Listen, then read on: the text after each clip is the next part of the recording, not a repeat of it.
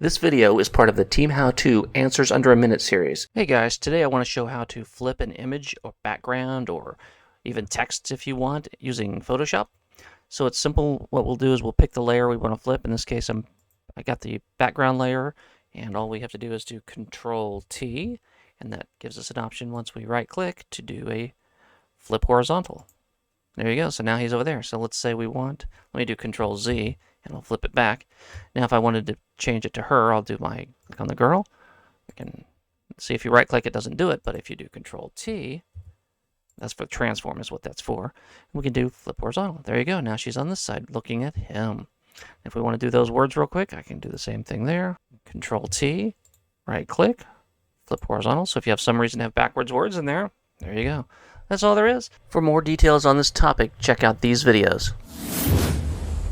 Hey, did you remember to subscribe?